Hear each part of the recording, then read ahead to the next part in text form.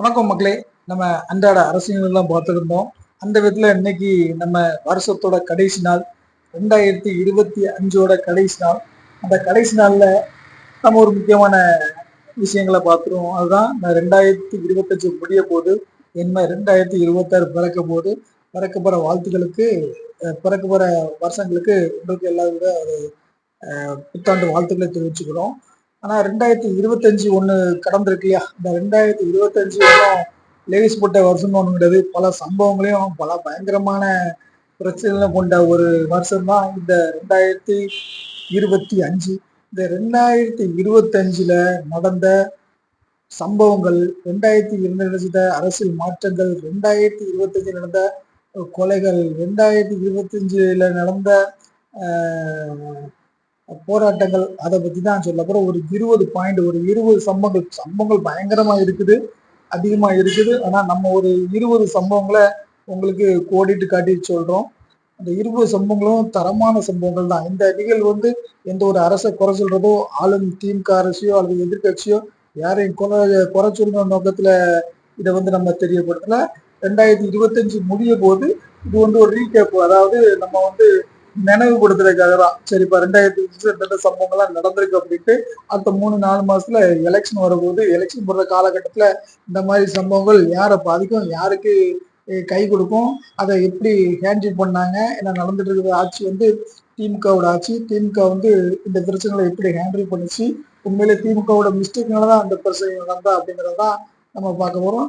Okay மக்களே, நாங்க இப்பதான் நம்ம சேனல்ல இப்போ புதுசு இப்போ ஃபர்ஸ்ட் டைம் நம்ம சேனலை பார்க்கணும்னா கண்டிப்பா நமக்கு சப்போர்ட் கொடுங்க, ஆதரவு கொடுங்க. நமக்கு சப்ஸ்கிரைப் பண்ணுங்க, பெல் ஐக்கான கிளிக் பண்ணுங்க. நம்மளுடைய வீடியோக்கள் உங்களுக்கு தொடர்ச்சியா வந்துகிட்டு இருக்கும். சரி, முதல்ல ஜனவரியில் நடந்த சம்பவத்தை முதல்ல நம்ம பார்ப்போம். மதுரை டங்ஷன் போராட்டம் முதல்ல 2025 வருது. 2025 வந்த உடனே நம்ம தமிழக மக்கள் கிட்டத்தட்ட டங்ஸ்டன் சுரங்கம் மதுரையில துறக்கிறதுக்கு மத்திய அரசு ஒரு திட்டத்தை கொண்டு வருது. அதுக்காக மக்களுக்கு தன்னெழுச்சியா போராட்டம் நடத்துறாங்க. அந்த போராட்டத்துல என்ன நடக்குது அப்படின்னா, அதோட காரணம் இல்லை, விவசாய நிலங்கள் நிறைய பாதிக்கப்படுது. விவசாய நிலங்கள் நல்லா அழிச்சுதான் அந்த சுரங்கம் தோன்றமா அப்படிங்கிற மாதிரி அங்குள்ள விவசாயிகள் போராட்டங்கள் நடக்குது. அதே மாதிரி அங்க தொல்பொருள் ஆராய்ச்சிகளுக்கான ஒரு இடம் அந்த இடத்தையும் இந்த திட்டத்தால எல்லாம் சத்தியாசம் ஆயிடுது. அதை பத்தி பெரியாரோட அந்த நீர்க்கட்டு ஒண்ணு ஓடிக்கிட்டு இருக்கு, அதுவும் ரொம்ப கொலாப்ஸ் ஆகிறதால இந்த திட்டத்தை நீங்க மத்திய அரசு கைவிடணும் அப்படின்ட்டு போராட்டம் நல்ல ஒரு வலிமையான ஒரு போராட்டமா நடந்துச்சு. போராட்டமே நம்மளுடைய தமிழக மக்களுக்கு, விவசாயிகளுக்கு வெற்றி தான் அப்படிதான் நம்ம சொல்ல முடியும். ஏன்னா மத்திய அரசு உடனே அதில் பின்வாங்கி நாங்க அந்த திட்டத்தை கைவிடுறோம், அந்த திட்டத்தை டங்ஸ்டன் சுரங்கம் திட்டத்தை நாங்க செயல்படுத்தவில்லை அப்படின்ட்டு அறிவிப்பிடுது. முதல் போராட்டம் ஜனவரியிலிருந்து முதல் போராட்டமே தமிழக மக்களுக்கான, தமிழக விவசாயிகளுக்கான போராட்டம் வெற்றி அடையுது. அப்புறம் ரெண்டாவது ஒரு பயங்கரமான சம்பவம், அது நம்ம கிட்டத்தட்ட திமுகவுக்கும் பாஜகவுக்கான ஒரு டைரக்ட் ஒரு போட்டினே சொல்லலாம். அதோட எப்படிப்பா அந்த போட்டி எப்படி சொல்றோம் அப்படின்னா, முதல்ல சட்டமன்ற கூட்டத்தொடர் நடக்குது. அதுல வழக்கமா ஆளுநர் உரை நிகழ்த்துவாங்க, அவருக்கு சில குறிப்புகள்லாம் கொடுத்துருப்பாங்க. அந்த மாதிரி முதல்ல நடத்தும் போது ஆளுநர் அவர்கள் உடனே வெளிநடப்பு செய்கிறார். செய்தது மட்டும் இல்லாம அது ஏகப்பட்ட வைரல் ஆகுது. அப்படி ஆளுநர் தரப்புல இருந்து என்ன செய்யறாரு அப்படின்னு நம்ம கேட்கும்போது சொல்றாப்புல, தேசிய கீதத்தை திமுக அரசு அவமானப்படுத்திவிட்டது, அதனால் எனக்கு பிடிக்கவில்லை அப்படின்ட்டு ஆளுநர் வெளிநடப்பு செய்கிறார். தேசிய கீதத்தை அவமானிச்சதால ஆளுநர் அவர்களுக்கு கோபம் வெளியே போயிட்டாப்புல. இது மாத்தி மாத்தி மாத்தி மாத்தி, அதாவது திமுக அரசும் ஆளுநர் தரப்பும் மாத்தி மாத்தி எங்களுக்கு கௌரவ குறைச்சல், எங்களுக்கு அவர் அவமானம் ஏற்படுத்திட்டாரு, இந்த டீம் என்ன இவர் அவமானம் கேட்டு அது ஒரு பயங்கரமான முதல் கொஞ்ச நாள் பிப்ரவரி வாக்குல இதுதான் ஹைலைட்டா எல்லா டிசி சேனல்களையும் போய்கிட்டு இருந்தது. அடுத்ததை பார்த்தோம்னா ஒரு சூப்பரான ஒரு அப்டேட் தான். என்னன்னா, ஈரோடு இடைத்தேர்தல் நடந்தது. ஈரோடு இடைத்தேர்தல்னா நம்ம சொல்லவே வேண்டாம். ஏன்னா இடைத்தேர்தல் ஆளுங்கட்சிக்கு எப்படி இருக்கும் அப்படின்ட்டு நம்ம சொல்ல வேண்டிய தேவையில்லை. பயங்கரமா ஆயிருச்சு. ஆனா அதுல ஒரு பெரிய ட்விஸ்ட் இந்த இடத்துல என்ன, அவங்க மட்டும் தான் போட்டிட்டாங்க. அதாவது திமுக மட்டும் தான் போட்டிருச்சு. ஆப்போசிட்ல யாருமே போட்டி போடல. நாம் தமிழர் மட்டும் தான் போட்டி போட்டாங்க. சரி, எதுக்கு எதிர்கட்சியில போட்டி போடல அப்படின்னு சொல்லி அவங்ககிட்ட கேட்டோம்னா அவங்க சொல்றாங்க, ஏற்கனவே ஆளுங்கட்சியில இன்னும் பயங்கரமா துள்ளிட்டு இருக்காங்க. இதுல வந்து இது 2வது ஒரே டைம்ல 2 இடத்தேர்தல் நடந்துச்சு. இது வேற பயங்கரமான ட்ரெண்ட் எல்லாம் கொண்டு வராங்க. ஒரு பரிசு பொருட்களும் பயங்கரமா போகுது. அதே மாதிரி ஒடுக்குமுறை, அடுக்குமுறை பணம் வந்து தனியா பாயுது. அடைச்சு வச்சுலாம் காசுகள் கொடுக்குறாங்க. அந்த கூட்டுக்குள்ள நாங்க போய் அலைக்கு இருந்து என்ன பண்ண முடியும் அப்படின்ட்டு எதிர்கட்சிகள்லாம் இந்த ஈரோடு வீரத்தோல்வியிலே சந்திக்கவில்லை. எப்ப நீயே வச்சுக்கப்பா அப்படின்ட்டு கொடுத்துட்டு போயிட்டாங்க. நம்ம 5 சம்பவத்தை பார்த்துட்டோம். 6வது சம்பவம். இந்த 6வது சம்பவம் தான் எங்க அண்ணன் பெரியார எதிர்க்கிறதுக்கு காரணமா இருந்துச்சு. ஏன்னா அந்த இடைத்தேர்தல்ல திமுகவுக்கும் நாம் தமிழருக்கும் போதுதான் இது வந்து பெரியார் மண் இல்ல, பெரியார் மண் குதிரை மண் அப்படிங்கிற மாதிரி போட்டு அன்னைக்கு அண்ணன் பேச ஆரம்பிச்சதுதான் அந்த பெரியார் எதிர்ப்பு. இது வந்து அதுல இருந்தே நாம் தமிழர் கட்சி பெரியாரை ஏத்து அப்படி கொண்டு போய் அது ஒரு மாதிரி போய்கிட்டு இருக்கு. இது வந்து 6வது சம்பவம். 7வது சம்பவம் வந்து பயங்கரமா ஒரு தரமான சம்பவம். கொஞ்ச காலம் இதை வச்சு ஆளும் திமுக அரசு கொஞ்ச நாள் ஓட்டிட்டு கொண்டு போயிட்டு இருந்தாப்புல. என்னன்னு பாத்தீங்கன்னா, தொகுதி மறுசீரமைப்பு. எம்மாடியோ ஆத்தாடியோ, தொகுதி மறுசீரமைப்பு கொண்டு வந்திருக்காங்க. இதனால மத்திய அரசு எங்களை வஞ்சிக்குது. இந்த தொகுதி மறுசீரமைப்புனால மக்கள் தொகைக்கு ஏத்தாப்புல அந்த தொகுதிய மாற்றி அமைக்கிறாங்களா அப்படிங்கிறது. இப்போ 41 தொகுதியா இருக்குது, 40 தொகுதியா இருக்குது, 32 தொகுதிக்கு மாறிடும்.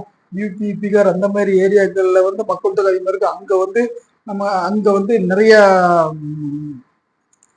எம்பி சீட்டு போயிடும் அப்படிங்கிற மாதிரி போராட்டங்கள், எதிர்கட்சி தலைவரோட மீட்டிங்கு அப்படிலாம், எதிர்கட்சிகள் மீட்டிங்கு அந்த மாதிரிலாம் மீட்டிங்லாம் நிறைய போய்கிட்டு இருந்தது. இந்த சமயத்துல அனைத்து கட்சி கூட்டங்கள்லாம் போயிடுச்சு. அது வந்து ஒரு 2-3 மாசத்துக்கு திமுக மத்திய அரசை கண்டனம் பண்றது அப்படின்னு போயிட்டு இருந்துச்சு. கடைசியில எப்ப மத்திய அரசு, பாஜக அரசு நாங்க இப்போ எதுவும் பண்ணல, நாங்க 2031 தான் அதை பண்ண போறோம் அப்படின்னு அந்த இதுக்கு முற்றுப்புள்ளி வச்சு அது ஒரு சம்பவம் நடந்தது.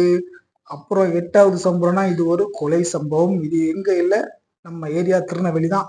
திருநெல்வேலியில ஜாகிர் ஹுசைன்னா அவர் முன்னாள் ஒரு காவல்துறை அதிகாரி. அவர் வந்து வக்பு வாரிய சொத்துக்காக போராட்டங்கள் நடத்தியிருந்தாரு. அது வந்து அவர் நடத்திருக்கும் என்னை வந்து கண்டிப்பா இதை கொண்டுருவாங்க அப்படின்ட்டு வீடியோ எல்லாம் வெளியிட்டு அது வந்து ஒரு பேசு பொருளாச்சு. வீடியோ வெளியிட்டு கொண்டுருவாங்க அப்படின்ட்டு அடுத்த ஒரு 3 நாள்லயே அவரை வந்து ஒரு கும்பல் கொலை பண்ணிட்டு அதை வந்து போலீஸ் தரப்புல, அப்புறம் அவர் மகன் வெளிநாட்டுல வந்து கம்ப்ளைண்ட் கொடுத்து போலீஸ் தரப்புல அதை இன்வெஸ்ட் பண்ணி அந்த வழக்கு இன்னும் போயிட்டு இருக்கு. அவரு நான் கொல்லப்படுவோம் அப்படின்ட்டு வீடியோ வெளியிட்டது ஒரு பேஸ்புரா ஓடிடுச்சு. அது வந்து முன்னாள் காவல்துறை அதிகாரி வந்து இறந்ததும் ஒரு பெரிய ஒரு சம்பவமா பார்க்கப்படுது. அதே மாதிரி 9வது சம்பவம் அப்படின்னா கோயம்புத்தூர்ல தற்கொலை. நாதன்யாங்கிற ஒரு புதுமண தம்பதி, கவின் குமார், 2 பேருக்கும் இடையில வரதட்சணை கொடுமைனால அந்த பொண்ணு தற்கொலை பிடிச்சாது. இத்தனைக்கும் 2 பேரும் நல்ல வசதியான குடும்பத்தை சேர்ந்தவங்க, நல்ல கோடீஸ்வரங்க. மாமியார் மாமனார்லாம் சேர்ந்து அந்த பொண்ணை வரதட்சணை கொடுமை படுத்தினதாகவும், அதே மாதிரி என் மகனுக்கு தொழில் பண்றதுக்கு 1 கோடி ரூபாய் வேணும் அப்படின்னு சொன்னாலும் இவ்வளவு வசதியான குடும்பங்களையும் இந்த வரதட்சணை குடும்பம் வந்து இந்த அளவுக்கு மோசமா இருக்குது அப்படிங்கிறது நம்ம தமிழகம் முழுக்க ஒரு பேசு பொருளா பேசப்பட்ட ஒரு மிகப்பெரிய ஒரு சம்பவம் இந்த சம்பவம். ஒட்டு மொத்தத்துல 9 சம்பவத்தை முடிச்சாச்சு. சம்பவம் நிறைய இருக்கு. நம்ம ஒரு 20 சம்பவத்தை வந்து நம்ம பாயிண்ட் அவுட் பண்ணி போடுறோம். அடுத்தது மிக மிக மிக மிக முக்கியமான ஒரு சம்பவம். இது வந்து திமுக அரசு மேல பழிசொல் விழுந்த ஒரு சம்பவம் தான். எல்லாத்தையும் மனசுல ஒரு உறுப்பு சம்பவம். இதுல வந்து காவல்துறை மேலேயும் பல புகார்கள் ஆச்சு. அந்த மாதிரி ஒரு சம்பவம் தான். அதுல உண்மைத்தன்மை என்பது நமக்கு இன்று வரைக்கும் தெரியல. நம்ம இதனால காவல்துறை மேலேயோ திமுக மேலேயோ எந்த ஒரு குறையும் சொல்லலை. ஆனா நடந்த சம்பவம்னா திருப்பூர் அருகே மடப்புறம் கோயில் காவலாளி அஜித்குமார் மரண வழக்கு. அது வந்து அந்த இது வந்து ஃபுல்லா அந்த காலகட்டத்தில் பயங்கர வைரலா போயிட்டு இருந்து. அந்த ஒரு நிக்கிதாங்கிற பொண்ணு வந்து புகார் கொடுத்ததாகவும், நான் காரை இந்த அஜித்குமாரோட காரை பார்க் பண்ண சொன்னேன், அந்த பையன் என்கிட்ட இருந்து என்னுடைய நகைகளை வந்து களவெடுத்துட்டு அப்படின்ட்டு கவாரம் கொடுத்தோம். அதனால வந்து ஸ்பெஷல் டீம் வந்து விசாரிக்க வந்து அவங்க அடிச்சனால லாக்கப்ல இறந்து போயிட்டார் அப்படின்ட்டு புகார்கள் பதியப்பட்டு அதுல சில வீடியோக்கள்லாம் வெளியே வந்து அது வந்து ஒரு காவல்துறை சின்ன கலங்க மாதிரி வந்து அதுல வந்து 4 காவல்துறை அதிகாரிகளும் கைது செய்யப்பட்டு இன்று வரைக்கும் அந்த கேஸ் ஓடிக்கிட்டு இருக்கு. இதுவும் ஒரு தமிழகத்தை ஒழிக்க 2025 ஒழிக்க சில திமுக அரசுக்கு கெட்ட பேர் எடுத்து காவல்துறை கெட்ட பேரை ஏற்படுத்திய நிகழ்ச்சிகளில் இதுவும் ஒன்று. சரி 10 பார்த்தாச்சு. 11வது என்னன்னா இதே திரும்பவும் திருநெல்வேலிக்கு தான் வருது. திருநெல்வேலியில கவின் சுகாசின்ட்டு ரெண்டு பேர் இருக்காங்க. அவங்க வந்து உங்க வீட்டுக்கு தெரிஞ்சதான் காதலிச்சதும் அப்படின்னு சொல்றாங்க. வீட்டுக்கு தெரியும் 2 பேரும் காதலிச்சாப்புல. அந்த பையன் வந்து ஐடில வேலை பார்த்துருக்காரு. 2 லட்சம் ரூபாய் சம்பளம். அப்படி இருந்தும் தன்னுடைய தங்கச்சி தன்னுடைய தங்கச்சியை வந்து அடுத்த ஜாதியார பையன் வந்து கல்யாணம் பண்றது காதலிக்கிறது பிடிக்கல அப்படின்ட்டு அந்த பொண்ணு சுகாசிங்கிற பொண்ணோட தம்பி வந்து அந்த கவின்ங்கிற அந்த பையனை வீட்டு சம்பந்தத்தை சேர்ந்த பையனை வெட்டி கொள்றாப்புல. அந்த சம்பவமும் ரொம்ப உருக்கி பயங்கரமா வைரலா போயிட்டு இருந்துச்சு. அது ஒரு ஆணவ படுகொலை இருக்கு. திருவள்ளூர் ஏரியாக்கள் இன்னும் ஆணவ படுகொலை இருக்கு. ஆணவ படுகொலைக்கு எதிராக சட்டங்கள் இயற்றணும் அப்படின்ட்டு அதுவும் ஒரு பெரிய ஒரு பேசு பொருளா ஓடிட்டு இருந்த ஒரு சம்பவம். கவின் ஆணவ படுகொலை சம்பவம் ஒண்ணு ஓடிக்கிட்டு இருந்துச்சு. அடுத்து 12வது சம்பவம். இது ஒரு பெரிய சம்பவம். இன்னும் வரைக்கும் இது ஓயாத ஒரு சம்பவம். கண்டிப்பா உங்களுக்கு தெரிஞ்சிருக்கும். அரசுக்கு எதிராக தூய்மை பணியாளர்கள் நடத்திய ஒரு போராட்டம். அவங்க என்ன போராட்டம் நடத்துனாங்க அப்படின்னா, எங்களுக்கு பணி நிரந்தரம் பண்ணி கொடுங்க, எங்களுக்கு எல்லாத்துக்கும் கொடுக்குற சம்பளத்தையும் கொடுங்க, எங்களுடைய டிபார்ட்மெண்ட் அதாவது தூய்மை பணியாளர் டிபார்ட்மெண்ட்டை வந்து தனியாருக்கு கொடுக்காங்க, அது நாங்களும் கவர்மெண்ட் ஸ்டாஃபாக இருந்துட்டு போகிறோங்கிறத வலியுறுத்தி அவங்க போராட்டம் நடத்துறாங்க. போராட்டம் கிட்டத்தட்ட இன்னைக்கு வரைக்கும் நடந்துகிட்டு இருக்கு. அந்த போராட்டத்தை கலைக்கிறதுக்கு ஏகப்பட்ட முயற்சிகள் பண்ணாப்புல. வண்டியில குட்டு வைக்கலாம் பார்ப்போம், அந்த அந்த பேருந்து நிலையத்தில் இறக்கி விட்டாங்க. திரும்பவும் அந்த போராட்டம் ரொம்ப வீரியமா ஓடிக்கிட்டு இருக்கு. சுதந்திர தினத்துக்கு ஒரு நாளைக்கு முன்ன குண்டு கட்டாங்க. நள்ளிரவுல காவல்துறையில கைது செய்யப்பட்டு அந்த கலைச்சியும் பார்த்தாங்க. ஒன்றும் பிரயோஜனம் ஆகல. இன்னைக்கு ஓடிட்டு இருக்கு. அந்த அந்த காவல்துறைகள் அந்த கைது பண்ண அந்த சம்பவங்கள்லாம் மீடியாக்குள்ள நிறைய பேசப்பட்டுச்சு. இன்று வரைக்கும் அந்த போராட்டம் வந்து பிரச்சனையா தான் இருந்துட்டு இருக்கு. இன்னும் வந்து முடிவுக்கு வராத ஒரு சம்பவமா இருந்துட்டு இருக்கு. தூய்மை பணியாளர்கள் போராட்டம் இன்று வரைக்கும் தொடர்ந்துக்கிட்டு தான் இருக்கு. 13வது சம்பவம் என்னன்னா, நம்ம அண்ணன் நான் வரேன் உங்கள் விஜய் அவர்கள் வந்து ஆகஸ்ட் மாதம் தாவேக்காவோட 2வது மாநாடு நடத்துறாப்புல. இந்த 2வது மாநாட்டிலே தடுக்குறிகள் அடில் குஞ்சிகள் அப்படின்ட்டு இருந்த தாவேக்க தொண்டர்கள் விஜய ரசிகர்கள் அவர் ரசிகர்களாக இருந்து பல சேட்டைகளை பண்ணதெல்லாம் பயங்கரமா வைரல் ஆச்சு. பயங்கரமா அது வந்து இது வந்து கட்டுக்கடங்காத கூட்டம். இது வந்து ஒரு ஒற்றுமை கிடையாது. இவங்க வந்து இந்த பிள்ளைங்க போய் தடுக்கிறீங்க போது அங்க அப்படி ஒரு விஜயின் அரசியல் தோன்றல்கள் மூலமாக அதுக்கு வந்து விஜயின் ரசிகர் மேல ஒரு குற்றச்சாட்டுகள் வைக்கப்பட்ட ஒரு சம்பவமா தான் இருந்துச்சு. மிகவும் மிகவும் வேதனைக்குரிய சம்பவம் தான் அடுத்த சம்பவம். 14வது சம்பவம். 17வது சம்பவத்துல என்ன நடந்துச்சு அப்படின்னா, ஈரோடு விஜய் பரப்புரையில 41 பேர் அநியாயமா இறந்து போயிட்டாங்க. அது வந்து ரொம்ப வைரலாகவும் விஜய்க்கு ஒரு கெட்ட பேர் எடுத்தது. தாவேக்காவில் வந்து விஜயால் கொல்லப்பட்டார் அப்படின்னு சொல்ற அளவுக்கு அந்த அளவுக்கு ஒரு மிகப்பெரிய ஒரு சோகத்தை ஏற்படுத்திய ஒரு நிகழ்வுனா இந்த ஈரோடு கூட்ட நெரிசல்ல 41 பேர் இறந்தது. இதுல வந்து சில பேர் ஆளுங்கட்சியின் அந்த பாதுகாப்பு குறைபாடு அப்படின்னு சொன்னாலும் நமக்கு தெரிஞ்ச வரைக்கும் அது என்ன அப்படின்னா, விஜய் சொன்ன இந்த காலைல 11 மணிக்கு வரணும்னு சொன்ன அந்த விஜய் வந்து கரெக்டா வந்து அந்த அளவுக்கு பிரச்சனை இருந்திருக்காது. அவர் வந்து 11 மணிக்கு வாரம் சொன்னவர் சாயந்தரம் 6-7 மணிக்கு வந்ததுனால இவ்வளவு பிரச்சனை. அந்த டைம்ல விஜயை பார்க்கணும் அப்படிங்கிற ஒரு எண்ணத்துல சின்ன பிள்ளைங்க கர்ப்பிணிகள் கூட்டம் அதிகமாகி குடிக்க தண்ணி கூட இல்லாம ஏற்கனவே எல்லாமே ஒரு டயர்னஸ் டைம்ல அது வந்து அசம்பாவிதங்கள் ஏற்பட்டு 41 பேரு மனித உயிர்கள் காலியான மிச்சம்.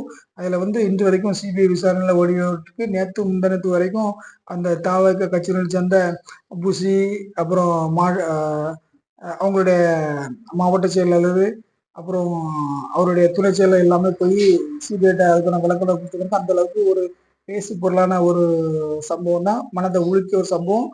விஜய்க்கு ஒரு கெட்ட பேரை ஏற்படுத்திட்ட சம்பவம்னு கூட சொல்லலாம். அதுக்கு அடுத்தாவது 15வது ஒரு சம்பவம். இது ஒரு யாருமே ஏத்துக்க முடியாத ஒரு சம்பவம். ரொம்ப ஒரு ஆளும் கட்சிக்கு தலைவலியை கொடுத்த ஒரு சம்பவம் கூட சொல்லலாம். கோயம்புத்தூர் அவினாசில 2 தரப்பும் காலேஜுகள் உள்ள ஒரு இடத்துல வந்து பாலியல் வன்கொடுமை நடக்குது. தன்னுடைய தன்னுடைய ஆண் நண்பரோட காதலருடையோ ஒரு பெண் வந்து பேசிட்டு இருக்க டைம்ல அந்த இடத்துல குடிக்க வந்த 3 பேர் வந்து அந்த ஆண் நண்பரை அடிச்சு போட்டு இந்த பெண்ணை வந்து பாலியல் பலாத்காரம் பண்ணி நடு இடத்துல எங்கேயோ வீசிட்ட மாதிரியும், அது தகவல் அறிஞ்சு போலீஸ் தேடி பத்தியும் போலீஸ்க்கு எல்லாம் அந்த பெண்ணு கிடைக்காத மாதிரியும், அதுக்கப்புறம் அந்த பெண்ணை வந்து போலீஸ் ஸ்டேஷன்ல வந்து கம்ப்ளைண்ட் கொடுத்த மாதிரியும், இல்ல நாங்க தான் கண்டுபிடிச்சோம் அப்படின்னு காவல்துறை அப்படின்ற மாதிரி அந்த இடப்பட்ட டைம்ல ஏகப்பட்ட டென்ட்டோட அந்த ஒரு சம்பவம் வந்து ஒரு ஒரு ஒரு பயங்கரமா போயிட்டு இருந்துச்சு. காரணம் என்னன்னு பார்த்தோம்னா போதை. ஏன்னா அந்த அந்த சம்பவம் இடந்த பக்கத்துல வந்து இந்த 3 பேரும் வந்து பிளாக்ல அங்கதான் கள்ளச்சாராயம் கிடைக்குது, பிளாக்ல வந்து சாராயம் கிடைக்குது, பிளாக்ல வந்து பியர் கறிகள் கிடைக்குது அப்படி அந்த இடத்துல பார்க்கணும். அந்த இடத்துல இவங்களை பார்த்து போதையின் வெறிங்க இப்படி பண்ண மாதிரி சொன்னாப்புல. திரும்ப கடைசியில அதுல வந்து காவல்துறையெல்லாம் சுட்டு பிடிக்கப்பட்டிருந்தது. அது வந்து பாராட்டக்கூடிய விஷயம் தான். காவல்துறை மேல பிடிக்கப்பட்டு அந்த கேஸ் இன்று வரைக்கும் ஓடி போயிட்டு இருக்கு. அது ஒரு பயங்கரமான ஒரு சம்பவமா 2025ல பார்க்கப்படுது. அதுக்கப்புறம் 16 சரி 25 வருது. அடுத்து 16வது சம்பவம் என்ன பார்க்க போறேன்னா, தாயும் தாயும் தந்தைக்கான ஒரு பிரச்சனை தான்.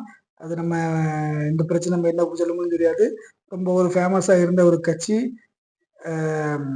இப்படி மாம்பழம் கட்சி இப்படி ஆயிட்டு ராமதாஸ் அவர்களுக்கும் அன்புமணி அவர்களுக்கும் ஒரு ஆட்சி போக்கு மாற்றம் காரணமாக 2 பேருக்கும் சண்டை ஓடிக்கிட்டு இருக்கு. அது ஒரு பெரிய பேசு பொருளாகி கிட்டத்தட்ட அந்த அந்த கட்சியோட ஓட்டு யாருக்கு போகும், யார் தான் போட்டி பிடிப்பா, யார் தான் தலைவர், பொதுச் செயலாளர் தலைவர், அந்த அளவுக்கு ஒரு பெரிய ஒரு போராட்டம் இன்று வரைக்கும் ஓடிட்டு இருக்கு. நேத்து கூட ஐயா ராமதாஸ் அவர்கள் கண்ணி விட்டாங்க, என் மோனை ஒழுங்கா வளர்க்கல அப்படின்னு கண்ணி விட்டுற அளவுக்கு அந்த சம்பவம் இருந்துச்சுன்னா, அதுதான் இந்த 2 பேரும் சேர்ந்து ஒற்றுமையா இந்த வர்ற தேர்தலை சந்திக்கணுங்கிறது தான் நம்மளுடைய ஒரு எதிர்பார்ப்பா இருக்கு. பொறுத்திருந்து பார்ப்போம் அது என்ன நடக்குன்னு. அது ஒரு 16வது சம்பவம். 17வது சம்பவம்னா திமுகவுக்கு ஆப்போச்சு ஒரு சம்பவம் சொல்லலாம். திமுக வந்து ரொம்ப போராட்டம் ஒரு சம்பவம், உச்ச நீதிமன்றம் போய் முடியாம பேக் அடிச்ச ஒரு சம்பவம் தான் எஸ்ஐஆர் வந்து நடந்துச்சு. எஸ்ஐஆர்ல ஸ்டாலின் தொகுதியிலேயே 1 லட்சத்துக்கு மேலமான ஒரு வாக்களிப்பு ஒட்டு மொத்தத்திலேயே பயங்கரமான தமிழகத்துல குறைஞ்சது ஒரு 14% வாக்குகள் வந்து நீக்கப்பட்டு எஸ்ஐஆர் வெளியில போட்டது. இது வந்து இதே மாதிரி வெளியிட்டு தான் பீகார்ல அவங்க வந்து எஸ்ஐஆர் மூலமா ஆட்சி பிடிச்சாங்க அப்படின்ட்டு இந்திய தமிழ்நாட்டிலையும் எஸ்ஐஆர் பண்ணி இந்த மாதிரி ஓட்டுகளை நீக்கிட்டு ஆட்சி பிடிக்க போறாங்க அப்படின்ட்டு பாஜக மேல ஒரு குற்றச்சாட்டை திமுக வச்சு அது ஒரு கரையில பயங்கரமான வைரலான ஒரு சம்பவம் தான் 17வது சம்பவம். சரி, இதெல்லாம் அரசியல் வெட்டு குட்டு கொலை எல்லாம் பார்த்தோம். இது 18வது சம்பவம் கொஞ்சம் ஒரு மாறுபட்டவருக்கு சந்தோஷம் கொடுக்க வேண்டிய ஒரு சம்பவம் தான். 18வது சம்பவம்னா யார் யார் வீட்டுலாம் தங்கம் இருக்கும் அவங்களாம் சந்தோஷப்பட்டிருப்பான். ஆனா வரலாறு காணாத விலை ஏற்றம் இந்த 2025ல ஸ்டார்டிங்லாம் ஒரு 60,000 ரூபா 65,000 இருந்த தங்கத்தின் விலை 1,05,000 தாண்டி இந்திய ரேட்டுக்கு போயிட்டு இருக்கு. அந்த அளவுக்கு பயங்கரமான விலை ஏற்றத்தோட அந்த ஒரு ஒரு சம்பவம்னா அந்த தங்கம் விலை ஏற்றம் தான். கொஞ்சம் கொஞ்சம் வீட்டில் தங்கம் வச்சு உடனே அடை வச்சு சமாளிச்சிட்டவங்களுக்கு அது ஒரு மகிழ்ச்சியான சம்பவம் இருந்துச்சு.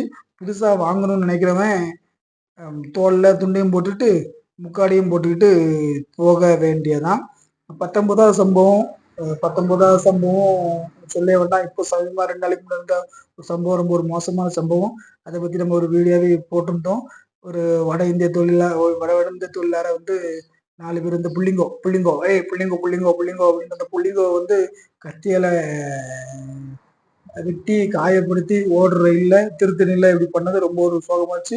இப்போ வரைக்கும் சமூக ஊடகங்களை பயங்கரமா அப்படி கொடுக்குறப்ப வந்து கவர்மெண்ட்டை குறை சொன்னாலும் நம்ம என்ன சொல்றோம் அப்படின்னா அந்த பிள்ளைங்க மாதிரி துணியை வளர்த்துட்டு போட்டு இப்படி ரீல்ஸ் போட்டு காணா பாட்டு பாட்டு தன் தாய் தந்தையரை முதல்ல அவங்கள வந்து கண்டிச்சு வளர்ந்தாலே இந்த மாதிரி இருக்க வாழ்க்கையில உங்களால முடியல அந்த பிள்ளைய தெருவில் விட்டுருங்க, தெருவிலே நாங்கள் தெரிய அடிபட்டு அது ஓரளவுக்கு ஓரளவுக்கு ஊர் அதை திருப்பி விடுறோம். இதெல்லாம் ரொம்ப ஒரு மோசமான ஒரு பழக்கம். ரொம்ப பார்க்கறதுக்கே ரொம்ப அருவருப்பா இருந்துச்சு. அந்த பையன் கையெடுத்து கூட கத்தியை வச்சு ரத்தமா கீறுது. அந்த மாதிரி நம்ம நம்ம வந்து தமிழ்நாட்டுல வந்து வடக்கு வந்து ஆளக்கூடாது அப்படின்னு தான் சொன்னோம். அவன் ஆளக்கூடாது நம்ம எந்த இடத்துலயும் சொல்லலை. ஆனா வாழ விடாம தடுக்கிறது ரொம்ப ஒரு மோசமான சம்பவம். இந்த சம்பவங்கள் வந்து நடக்காம இருக்கிறதுக்கு நம்ம ஆண்டவனை பிரார்த்திக்கிறோம். இதுதான் லாஸ்ட் கடைசியில் ஒரு மோசமான சம்பவமாகவே இருந்துகிட்டு இருக்கு. அடுத்த வந்து சம்பவம்னா இது வந்து ஸ்டார்டிங்ல இருந்து அந்த சம்பவம் அதிமுக திமுக சண்டை இது வந்து காலங்காலமா வந்திருந்தாலும் அரசியல் அந்த தேர்தல் வர்றதுனால ஃபைட்டு பயங்கரமா ஓடிட்டு இருக்கு. அதிமுக சண்டைகள் வர்ற 3 மாசம் எலெக்ஷன்ல அந்த எலெக்ஷன்ல யாரு வெற்றி கொண்டா வெற்றி பெற மாட்டோம் அப்படின்ட்டு ஒவ்வொரு கட்சிக்கும் முட்டி மோதிட்டு திமுக கட்சிக்காரங்க நம்ம சைட்ல இருந்து கூட்டணி எங்க அங்க போயிடக்கூடாதுன்னு பாக்குது. அதே மாதிரி அதிமுக புது கூட்டணி அடிச்சு அந்த திமுக எப்படியாட்டு வீழ்த்தணும் அப்படின்னு நினைக்குது. அந்த மாதிரி ஒரு ஒரு பதவி போர், ஒரு அரசியல் போர் பயங்கரமா நடந்துகிட்டு இருக்கு. அதுதான் சம்பவங்கள் 2025 சம்பவங்கள் ஒரு 20 சம்பவங்களை நம்ம வந்து வருஷப்படுத்தி சொன்னோம். நம்ம வீடியோக்கு இப்போ தான் நீங்க புதுசாக கண்டிப்பாக நமக்கு ஆதரவுல சப்ஸ்கிரைப் கொடுங்க. மீண்டும் அடுத்த வீடியோல உங்களை சந்திக்கிறேன். உங்கள் மணிகண்டன் ரிப்போர்ட்டர். நன்றி, வணக்கம்.